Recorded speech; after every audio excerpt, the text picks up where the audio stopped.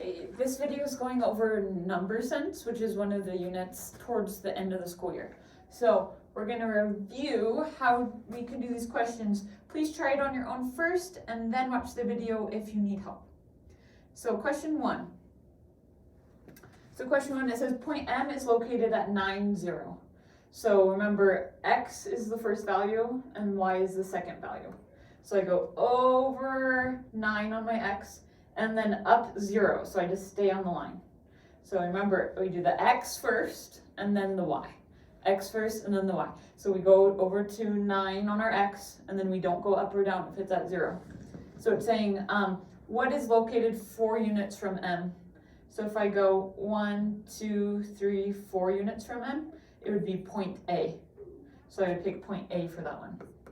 Point A. So it's 4 units away from it. Okay, question 2. A theme park uses positive numbers to represent when a roller coaster is above ground and negative numbers to represent when a roller coaster is below ground. Okay, how would the theme park represent a roller coaster that is 3 meters below ground? So if we have, this is ground, we'll say ground is at 0, and it's going 3 meters below ground, we write that number as -3. Okay, so -3 would be 3 meters below ground. If it said 3 meters above ground, we would just say 3, which is positive 3. Question 3. Which of the following inequalities is correct? So we have A, B, and C. If you would like, we could think of these as numbers. So numbers to the right of 0 are going to be positive. So this could be 1. 7 could be C. And then numbers to the left of 0 are negative. So it's saying C, remember the mouth is facing the bigger number. So C is less than -A. So this is a weird one. So if A equals -4, then -A equals +4, meaning the opposite of -4. So this would be like saying 7 is less than +4. And is 7 less than +4? No, it's bigger. So that one doesn't work. Negative C, or the opposite of C, is less than 0. So we know C is equal to 7. So negative C is going to be -7. So it's saying, is -7 less than 0? And yes, because any negative number is smaller than 0, or a positive number. So we'll just double check here to make sure we did it right.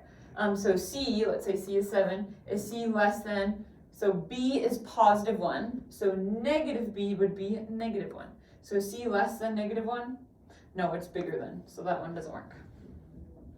Okay, so just know sometimes they put that negative in front of the variable. That just means what is the opposite of that value. So question 4, rectangle ABCD is graphed in the coordinate plane. The following are the vertices of the rectangle. What is the area of the rectangle? ABCD. So first thing we'll do is we can graph these points, and then we can find what the base and height of the rectangle is, and then multiply it to find the area.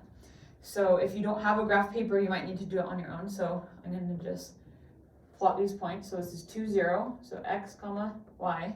This is my X. This is my Y. So I'm going to go over 2 and then go up 0. So this is my A. Then 6, 0. So 2, 3, 4, 5, 6. 6, 0 is B. And then this looks like it goes up to 7. So I'm going to go 1, 2, 3, 4, 5, 6, 7. And C is 6, 7. So I'm going to go over 1, 2, 3, 4, 5, 6. And then up 7. And then D is 2, 7. So over 2, up 7. And then if I connect these dots, this makes a rectangle. And I'm trying to find the area of the rectangle. So let's count the base. The base is 1, 2, 3, 4 units. And the height is from 0 to 7, so 7 units, right? So to find the area, we do 4 times 7, the base times the height, which is 28 units squared. So let's say 28 here. Make sure you show your work on a piece of paper. Question 5. Select all, remember all usually means more than one, all the true statements about the number line. So, we'll just get started. Points A, B, and C are less than 0. So anything to the left of 0 is going to be less than 0. So yep, that one works. Point A is greater than point B. So point A is to the left of B, so that means it's smaller, it's more negative. So it's not greater, it's less than, so not this one. Point B is less than point C. Point B is to the left of C, so that means this -2 is smaller than like -0.5, so that one works. Point A has the greatest value. Point A is the one to the very left, okay, so that means it's the smallest one, it's not the greatest one. If it was over here, it'd be the greatest one. So not that one. Point A, B, and C are negative numbers. And yes, any number to the left of 0 on the number line is going to be negative. So this one works. Okay, those 3 guys. Question 6. Consider the following number line. Select a reasonable value for point B. So we know point B is between 0 and -10. So right away, we know it's a negative number, which they only give us negative values. And we have to see which one makes the most sense. So right away, I know B is going to be bigger than -10, right? Because numbers to the left are going to be like -11, -12, and so forth. So those are smaller numbers. B is bigger, it's closer to 0. So right away, I would get rid of -10.5, because that one's more negative. That would be like right here. So not that one. -13.2 would be like here. So that's too small. So it's either this one or this one. So I know the number right between 0 and -10 would be like -5 about. So I think -5.8 would be like right here. And -8.5, it's more negative. It's closer to -10 than it is to -5. So I would say this one makes the most sense. Okay. Question 7. So choose the graph of the inequality x is greater than 1. So right away, if it's a greater than, we know greater than or less than, it has an open dot. It's not a closed dot. And it's greater than 1. So if it's greater than 1, then it's going to be pointing to the right. It's greater. Bigger numbers are to the right. This one right here is at 2. This is showing x is greater than 2. Right here, it's at 1, it's an open dot, and it's pointing to the right. So this one's showing x is greater than 1. So this one is going to be at, but let's just see what these ones are. This is 1 and it's pointing to the left. So this is saying x is less than 1. This one's at -1, it's pointing to the left. This would be x is less than -1. So just make sure you know how to take a graph and turn it into an inequality, or take an inequality and graph it on a number line, okay? So this one is x is greater than 1, so we put a dot at 1 and point the arrow to the right, meaning any value greater than 1.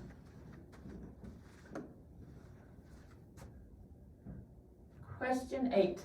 Tim has 39 sets of headphones and 13 music players. Tim wants to sell all of the headphones and music players in identical packages. What is the greatest number of packages Tim can make? Okay, so he has 39 sets and 13 music players. What is the greatest number of packages Tim can make? So in other words, this is the greatest common factor. So we have these two numbers, 13 and 39, and we have to pick the factor that's biggest between them. Which one could he package them the same? So the factors of 13 are just 1 and 13, which is nice. So the factors of 39 could be 1 and 39. Not 2 because it's not even, but I know 3 times 13 is 39. So I know the one they have in common is 13. So they could, what is the greatest number of packages? I would say 13. Because then we would just put 1 of those in each one, and then we would put 3 of these in each one. So greatest number of packages, this is the same as greatest common factor. Find the factors of each number and then pick the factor that is the biggest between them. And it can never be bigger than the smaller of the two numbers. Okay, we want the following inequality to be true. Which of the following is a possible value of x? So it's saying x is greater than the absolute value of 2. okay? So, or in other words, x is greater than 2, because the absolute value of 2 is 2. So, is a possible value of x, so any number greater than 2. Is -9 greater than 2? No, it's smaller. Is 1 greater than 2? No. Is 5 greater than 2? Yes. So we're just saying, if I replace x with 5, 5 is greater than 2.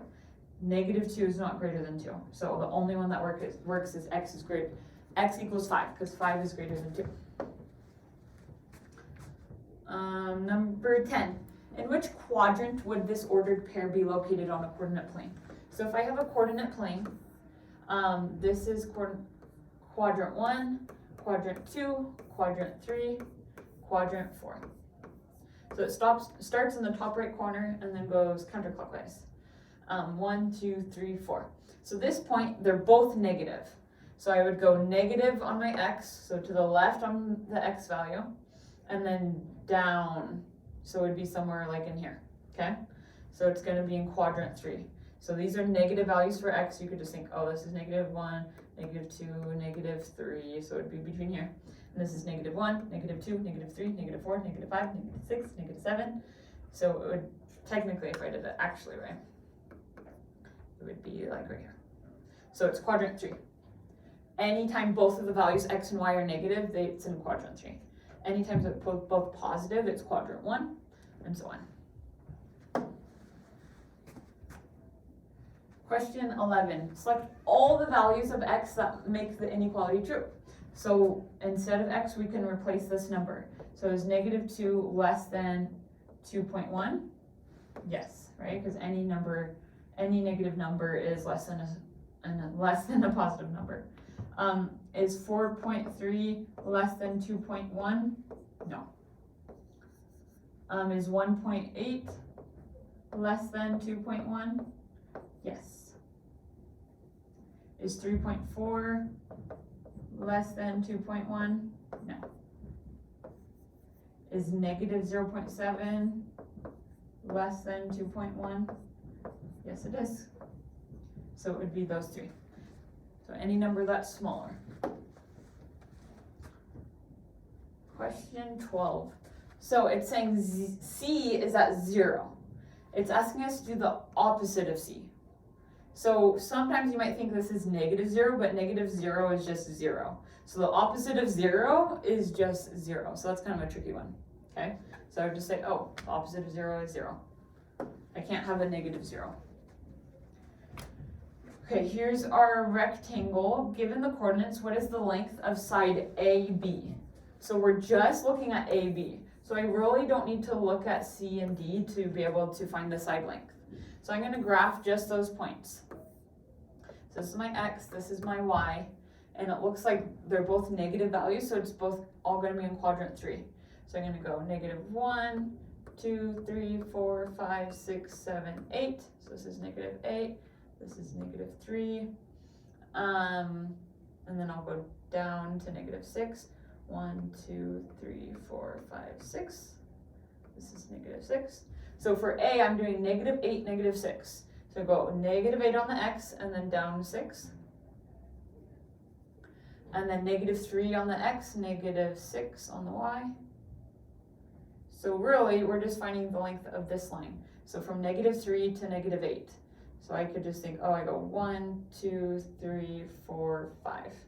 From -8 to -3, it is 5 units apart. So I'd say the length of that line is 5.